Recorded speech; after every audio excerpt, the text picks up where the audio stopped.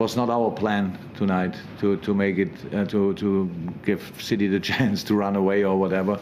But if we play like tonight, we don't have to think about catching up with City. But if we play on normal football, we can win football games. Then we have to see how often, how many points we can get, and then we will see what that means.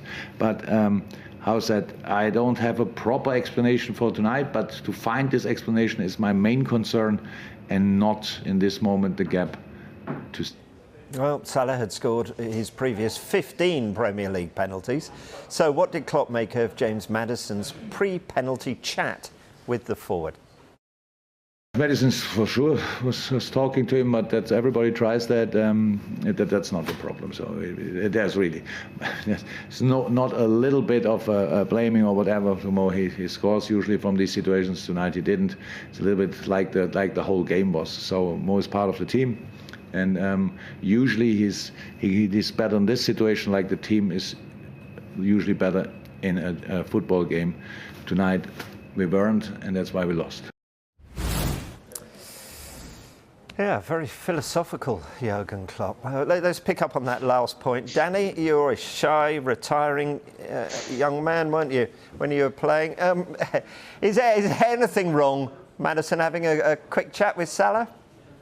Not at all. I go back to 2002. David Beckham obviously took the penalty for England after Michael Owen went down against Argentina. And I think Diego Simeone, tried to walk up to him in the penalty area to shake his hand. I think Nicky Butt intervened at that point and ushered him away in no uncertain terms. It's always gone on, as long as it's nothing over the line, of course, why wouldn't you? There's 50,000 fans or whoever it might be. It depends where you're playing, home or away, booing, screaming, trying to put you off. One extra player should make no difference whatsoever. Yeah. Phil, I thought I'd just leave you just to draw breath for a moment before we came to you. It's not often we see Mo Salah failing to score. He scored his previous 15 penalties. This won't affect him, though, will it? No, we're looking at one of the players playing at the top of his form, one of the best players in world football right now.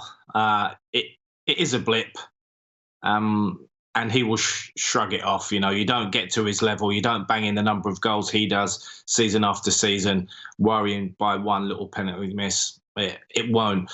In fact, it might even encourage him to score more goals. As for Mane, Danny, he's failed to find the net in his last 9 appearances for Liverpool in all competition. What was the worst miss, the penalty or his one? What's going on with him? I think Mane going through one-on-one was very unlike him not to hit the target. You expect him to score, in those situations. Yeah, anyone can miss a penalty. It wasn't a great penalty from Mo Salah. I was more surprised he missed the rebound, if I'm honest. He just got his timing a little bit wrong. He was coming down as he headed it, and then obviously sort of looped it onto the crossbar. That was probably an easier chance than the penalty. But it's just not quite happening for Liverpool at the moment. I do start to wonder if, Jurgen Klopp's been quite vociferous in his comments about playing too many games, players being tired, needing rest, needing 5 substitutions. I just wonder if sometimes that can rub off on the players a little bit, and you start thinking, the world is against us. We're not playing particularly well. And sometimes you've only got to drop off by 5-10% max, and suddenly Liverpool go from winning games to losing games. It's quite interesting, the Sadio Mane issue, because if you think when Mo Salah first went to Liverpool, it really pushed Sadio's nose out of joint. He had to change position and play on the left, and he really stuttered for sort of 2/3 of the seasons till he found his feet. And I just feel there's a little bit of that going on with Mo scoring so frequently, getting all the plaudits week in, week out. Mane's almost trying too hard. Certainly he's played outside the penalty box. He's just trying too many flicks, tricks. They're not coming off, and he's getting more and more frustrated. We see him pick up yellow cards, rash challenges. So he's really got a bee in his bonnet at the moment. But as I said, hopefully this second half of the season we'll see a better Sadio Mane. Phil, do you think that could be partly to do with Mo Salah getting this, or allegedly getting this new massive bumper deal, and Mane going, hang on a minute, I've done just as good as him in the past, and he's now going to eclipse my wages and be on double. Could be a little bit of jealousy, grumpiness. We're talking about two very humble guys here, two very philanthropic guys. They do so much work for charity and stuff, and give a huge portion of their wages away. So I don't think it's that. I just feel that he sees Mo scoring week in and week out. He's questioning himself. It's all about self-reflection, self-analysis, and I think maybe he's delving too much into that. He's a free spirit on the football pitch.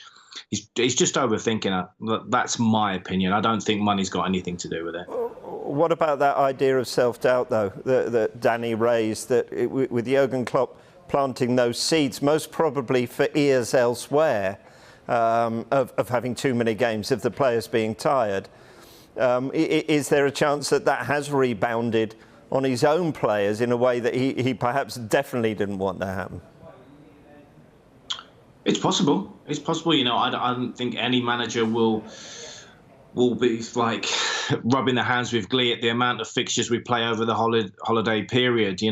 Again, we've heard Jurgen talk vocally about the introduction of 5 subs again, which you'd have to agree with COVID issues and squads being depleted. It would have made a lot of sense from the Premier League to allow that, even if you just allow it for a certain 4 weeks over this very heavy period. I'm not so sure if the players, yes, they may feel tired and fatigued, but they'd rather be playing matches than training, doing the grind day in, day out. So players love playing in front of crowds. They relish the chance. Adrenaline will get you through a lot of matches in this period. And they're all elite athletes now. They're super fit, not like Millsy and me back in the day. But I don't think that the number of games is affecting the players, and certainly not Liverpool's performance last night. Yeah, Liverpool's first league game without scoring in 29. Add to the fact that Mane and Salah, Danny, leave for the Africa Cup of Nations. They've managed to hold on to them for the Chelsea game, at least, but then they go. How much does Klopp need to find now a solution for their absence, even more pressingly than perhaps before? Very quickly. They're two outstanding players. Even if Mane's not scoring, he's causing problems. He's creating space for other players. So they're a huge loss. I'm sure there will be complaints from Liverpool fans, Liverpool players, from the manager. But when you sign players, that can play in the African Cup of Nations, you know what's going to happen. You have to be prepared for that. You've known this tournament is coming for, 2 years, 4 years, whatever it is. You know that this is going to happen, so you have to be ready for that.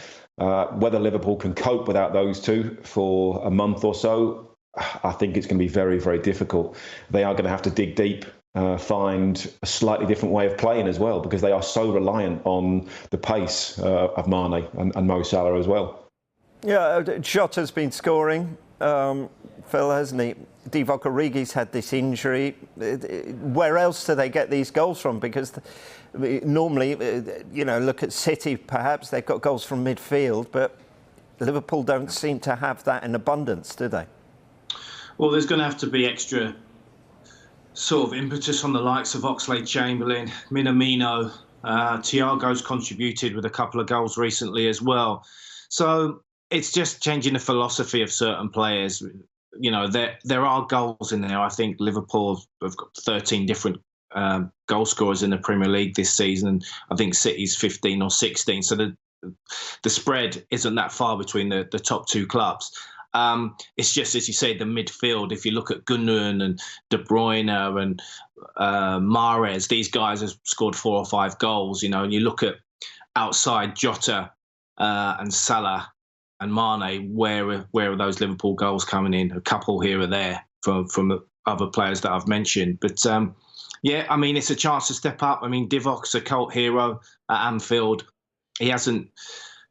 Bearing in mind his position, where he knows he's a squad player, when he's come into the first team, he's done well and scored those goals. And Minamino, again, scored a couple of late goals recently. So they're just going to have to do the job. You know, we create chances, we just need them to step up and do the job. I mean, we're only going to miss a couple of Premier League games. That's the thing. I think it's Brentford and Palace. So although they'll be away, we've got League Cup, we've got, whether they'll be playing in those, it's down to the manager, League Cup, FA Cup, and only those 2 league games. So even though they're away for a month, it's not too bad. It was quite philosophical, Jurgen Klopp, wasn't he, Danny, in that news conference? City, before they play again, have got Brentford and then Arsenal. If it was 12 points and if Liverpool were to lose to Chelsea on Sunday, lots of ifs and buts. But is that done for Liverpool trying to catch City? I mean, if the gap gets to 9 points, same amount of games played, do I see City losing 3 games and Liverpool clawing that back? No, is the answer to that. I mean, you know, we've seen how good City are. They are a machine. You know, they are able to change their team regularly and rest players, leave players out for whatever reason, and continue winning games. So I think Liverpool have got to hope that, you know, City don't win their next game. That's going to be very, very difficult. And somehow Liverpool, you know, even Brentford's not an easy game, you know, especially without Salah and Mane. They're going to have to find a way to win that. Palace as well. If it gets to 9 points, I think it's all over.